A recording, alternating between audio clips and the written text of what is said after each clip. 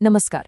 आज हम एक ऐसे जियोपॉलिटिकल क्राइसिस का विश्लेषण करने जा रहे हैं जिसका सीधा असर हमारी और आपकी दुनिया की अर्थव्यवस्था पर पड़ रहा है। हम सिर्फ युद्ध या कूटनीति की बात नहीं करेंगे, बल्कि वॉशिंगटन में टिक टिक कर रही एक ऐसी संवैधानिक घड़ी को भी समझेंगे जो इस पूरी स्थिति को किसी भी पल पलट सकती है। तो चलिए बिना किसी देरी के शुरू करते हैं। शुरुआत करते हैं सीधे ओवल ऑफिस से आए एक बेहद विस्फोटक सोशल मीडिया पोस्ट से। ये कोई आम संदेश नहीं है, बल्कि डोनाल्ड ट्रंप के अपने ट्रूथ सोशल अकाउंट से आई एक बहुत ही स्पष्ट चेतावनी है। उन्होंने लिखा है, Iran can't get their act together, और बात को खत्म किया है इन शब्दों के साथ, नो मोर मिस्टर नाइस गाय। इस पोस्ट के पीछे जो डिजिटल वॉर मैप और बम धमाकों की तस्वीरें दुनिया ने देखीं, वो स्थिति की गंभीरता को साफ बयां करती हैं। ये अमेरिका के राष्ट्रपति का दुनिया को एक सीधा और कड़ा संदेश है। तो सबसे पहले बात करते हैं नाकेबंदी और उससे दुनिया भर में महसूस किए जा रहे आर्थिक झटकों की। आप जरा इस आंकड़े पर गौर कीजिए, $71।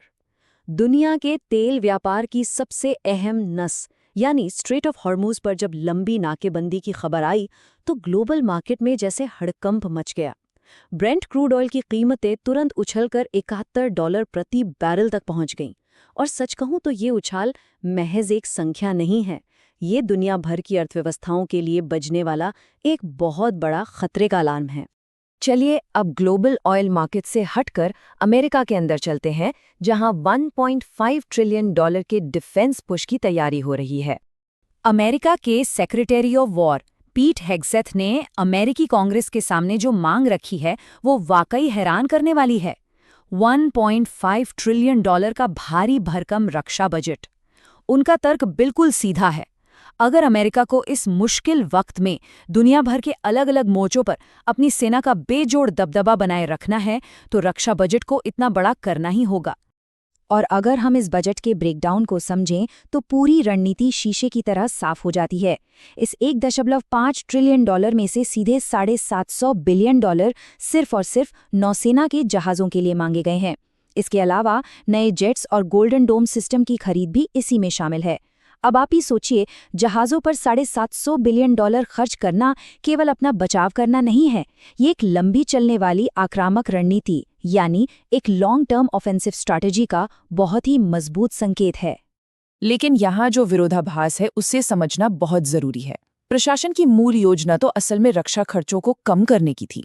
पहले तय हुआ था कि बजट $900 बिलियन का होगा और शायद 50 बिलियन अतिरिक्त लगेंगे। लेकिन अब जो $1.5 ट्रिलियन की मांग सामने आई है वो द्वितीय विश्व युद्ध के बाद से अमेरिकी सैन्य खर्च में सबसे बड़ी और सबसे अचानक हुई बढ़ोतरी है। खर्च कम करने के वादों से सीधा इतने बड़े ऐतिहासिक उछाल तक, इसने वॉशिंगटन में कई गंभीर सवाल खड़े कर दिए हैं। और इसी भारी खर्च के कारण वॉशिंगटन के अंदर एक बड़ी दरार पैदा हो गई है। आइए इसे समझते हैं। पावर के इन गलियारों में इस वक्त दो बिल्कुल अलग राय चल रही हैं। एक तरफ पेंटागन है जो लगातार सैन्य सफलता और अमेरिका के बेजोड़ दबदबे की कहानियां पेश कर रहा है, लेकिन दूसरी तरफ अमेरिका के उपराष्ट्रपति जेडी वेंस हैं। रिपोर्ट्स बताती हैं कि वो निजी तौर पर कुछ बहुत ही कड़े और यथार्थवादी सवाल पूछ रहे हैं। उनका पूछना है कि क्या पेंटागन अपनी सफलताओं को कुछ ज्यादा ही बढ़ा चढ़ाकर तो नहीं बता रहा, और क्या इस युद्ध में अमेरिका को जो असल नुकसान हो रहा है उसे कम आंका जा रहा है। उपराष्ट्रपति वेंस की कुछ बहुत ही स्पेसिफिक चिंताएं हैं। उन्हें लगता है कि मिडिल ईस्ट में अमेरिकी सैन्य ठिकानों पर ड्रोन और मिसाइलों से जो नुकसान हुआ है उसे पूरी तरह बताया नहीं जा रहा, जबकि इसकी असल मरम्मत में अरबों डॉलर लग जाएंगे। इसके अलावा सऊदी अरब और यूएई जैसे सहयोगी देशों के शहरों को जो भारी नुकसान हुआ है उसके कारण भविष्य में अमेरिका को उन्हें बचाने के लिए बड़े आर्थिक बेलआउट पैकेज भी देने पड़ सकते हैं। कुल मिलाकर अंदरूनी तौर पर इस बात पर गहरा मंथन चल रहा है कि क्या इस युद्ध की लंबी कीमत का सही अंदाजा लगाया गया है या नहीं। अब इस पूरे समीकरण में ईरान का क्या रुख है और पश्चिमी देशों के बीच कैसा अलगाव दिख रहा है। अगर हम ईरान की बात करें तो उनका स्टैंड बिल्कुल साफ है। उनका कहना है कि बातचीत की मेज कोई समझौते या अपमान की जगह नहीं है। ईरानी सांसदों का तो यहाँ तक दावा है कि उनके पास इतने मिसाइल और ड्रोन हैं जो कई सालों तक चल सकते हैं। बातचीत के जो भी प्रयास हुए हैं वो पूरी तरह विफल रहे हैं और ईरान किसी भी अपमानजनक शर्त पर पीछे हटने को तैयार नहीं है।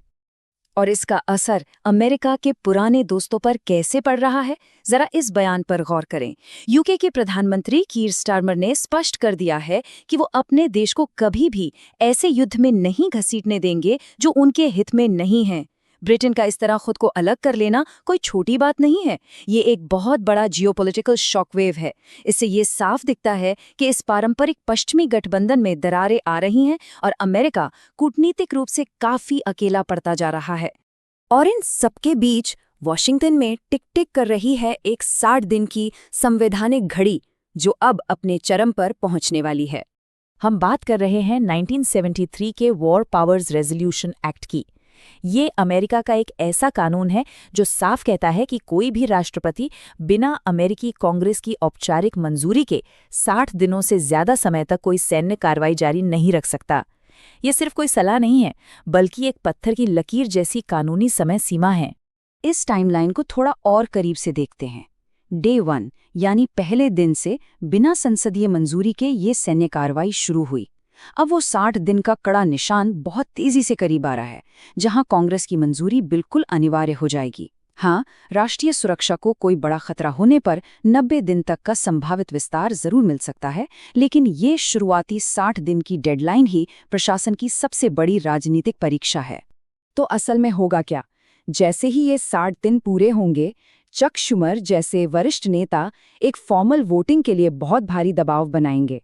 अमेरिकी कांग्रेस में इस बात पर वोटिंग होगी कि इस युद्ध को आगे जारी रखा जाए या तुरंत प्रभाव से खत्म कर दिया जाए। और अगर राष्ट्रपति ये वोट हार जाते हैं तो उन्हें अपनी इच्छा के बावजूद युद्ध को वहीं का वहीं रोकना होगा। तो इस पूरे जटिल विश्लेषण के बाद एक बहुत ही बड़ा और विचारणीय सवाल हमारे सामने खड़ा होता है।